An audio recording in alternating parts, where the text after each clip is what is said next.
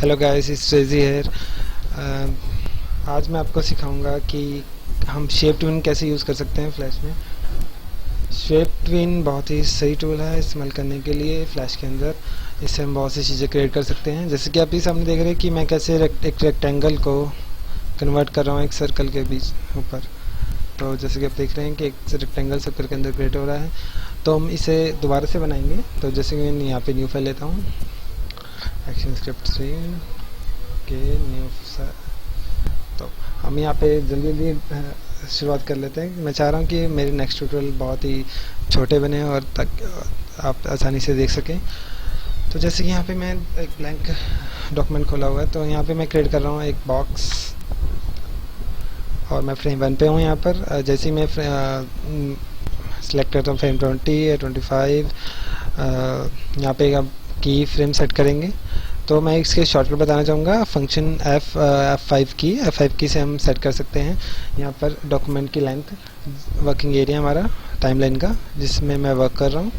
तो मैं क्या करूँगा, 25 फ्रेम पे जाके मैं F6 प्रेस करूँगा। F6 is shortcut for creating a की फ्रेम। तो यहाँ पे 25 फ्रेम सेलेक्ट करके मैं F6 प्रेस करूँगा, जिससे कि मेरी की फ्रेम सेट हो जाएगी। तो 25 फ्रेम पे जाके मैं इस सब्जेक्ट को सिलेक्ट करूँगा, देन डिलीट, और यहीं पे मैं एक डिफरेंट ऑब्जेक्ट बना दूँगा, जिससे जैसे कि एक सर्कल। ओके, तो मेरे पास एक बॉक्स एंड सर्कल तैयार हो गया है। इस बॉक्स सर्कल को मैं कहीं और भी रख सकता हूँ, जैसे कि यहाँ पर। ओके, तो मेरे पास ये 2 फ्रेम आ गए हैं। फर्स्ट फ्रेम जो मैंने फर्स्ट की सेट करी थी रेक्टेंगल की, और लास्ट की मेरे पास सर्कल।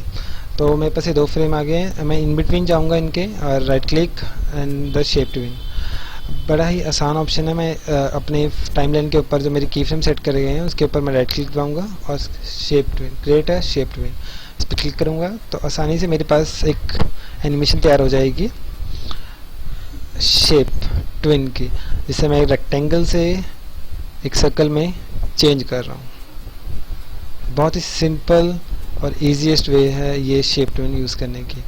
और मैं इसके बीच में छोटे बहुत चेंजेस भी कर सकता हूँ, जैसे कि मैंने इन बिटवीन गया मैं इसमें, और यहाँ पर मैंने एक की सेट करी F6 से, और मैं इसे अगर मैं डिलीट कर दूँ तो मैं यहाँ पे इसे एडवांस तरीके से यूज़ कर सकता हूँ। अगर मैं ब्रश लूँ या ब्रश से मैं कुछ क्रिएट करना चाहता हूँ तो मैं कुछ भी क्रिएट कर सकता हूँ। तो मैं ब्रश साइज थोड़ा बढ़ा लेता हूँ। ओके, तो मैंने एक शेप तैयार कर दी है इन बिटवीन।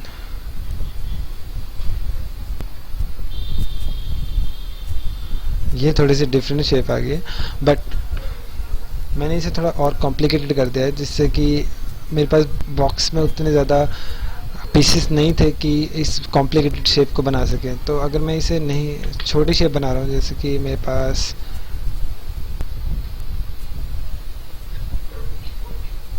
मेरे पास ये शेप है इन बिटवीन मैंने बनाई है, तो इसे मैं थोड़ा और कॉम्प्लेक्स बना सकता हूँ। इससे मैं क्रिएट कर सकता हूँ वाटर, फायर, ड्रॉप, एनीथिंग, कुछ भी मैं चाह रहा हूँ अपनी एक एनिमेशन के बीच में, तो मैं वो क्रिएट कर सकता हूँ। अब जैसे कि मैं देख रहा हूँ, मैंने इसे और कॉम्प्लिकेटेड बना दिया है, जिससे कि जैसे कि हम पहले देख रहे थे उससे भी बहुत अच्छा।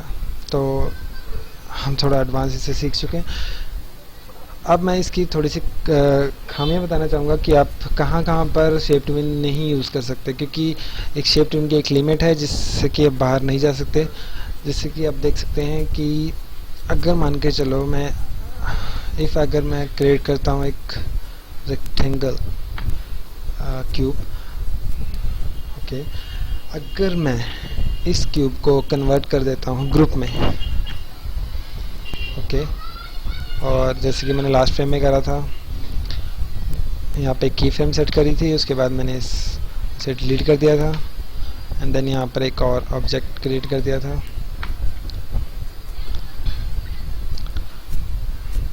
सेम एज जैसे मैंने पहले करा था। बट यहाँ पर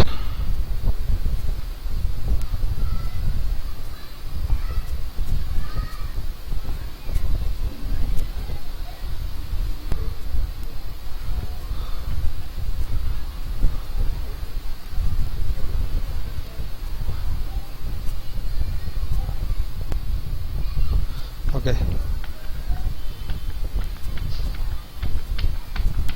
थोड़ी सी मिस्टेक करनी चाहिए, गलती होने से ही हमें पता लगता है कि हम कहाँ पे गलत हुए हैं, कहाँ पे सही हैं। तो इसे मैं डिलीट कर देता हूँ, शुरू से हम शुरू करते हैं।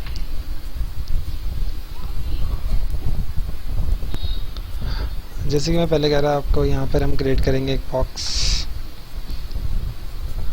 उसे हम ग्रुप कर लेंगे। अब मेरे पास एक बॉक्स है और मैंने फर्स्ट फ्रेम पे मैं बॉक्स को ग्रुप कर दिया एंड देन लास्ट फ्रेम पे मैं गया, देन मैंने F6 दबा के की फ्रेम सेट करा है जैसे कि हमने पहले किया था।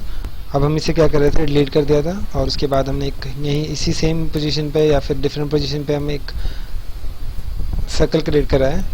जैसे कि हमारे पास दो कीज आ गई हैं जिनमें हमने चेंजेस करा था। अब हमने पहले ऑब्जेक्ट को हमने ग्रुप कर दिया था, तो हम इसके ऊपर हम शेप ट्विन नहीं लगा सकते। हम कभी भी ग्रुप ऑब्जेक्ट के ऊपर शेप ट्विन नहीं लगा सकते क्योंकि वो एक ग्रुप ऑब्जेक्ट बन गया है। हम सिर्फ उन्हीं ऑब्जेक्ट्स पे की फ्रेम उन्हीं ऑब्जेक्ट्स को सिर्फ शेप ट्विन लगा सकते हैं जो कि अभी तक ना ही ग्रुप हुए हैं, ना ही सिंबल्स या फिर सिंबल्स में कन्वर्ट हुए हैं। तो अगर मैंने ग्रुप को तोड़ना है, कोई भी अगर ऑब्जेक्ट को अगर मैं ग्रुप बना रहा हूँ, जैसे कि मैंने 2 ऑब्जेक्ट सेलेक्ट कर लिए हैं, उनको मैं ग्रुप कर रहा हूँ कंट्रोल G से ग्रुप। अगर उस ग्रुप को मैं तोड़ना चाहता हूँ, मतलब ब्रेक करना चाहता हूँ बीच में, तो देन मैं यूज़ करूँगा control B to break a group और कंट्रोल B टू ब्रेक। अगर अब मैं इसके ऊपर जाकर टाइमलाइन के ऊपर जाकर राइट क्लिक करता हूँ तो मैं शेप ट्विन यूज़ कर सकता हूँ क्योंकि अब वो ऑब्जेक्ट ग्रुप नहीं रहा, एनीमोर ग्रुप नहीं रहा वो। सो मैं इसे यूज़ कर सकता हूँ एज एनिमेशन। ठीक है, तो नेक्स्ट ट्यूटोरियल में हम सीखेंगे कि हाउ टू कैसे करते हैं क्लासिक ट्विन का यूज़ करेंगे। जैसे कि हमारे पास यहाँ पर है, राइट क्लिक करेंगे तो हम यहाँ पे देख सकते हैं, यहाँ पे classic twin then shape twin हम यहाँ पे करेंगे। नेक्स्ट हमारा क्लासिक ट्विन हम इसे यूज़ करके देखेंगे कि उससे क्या होता है। तो थैंक यू, बाय बाय।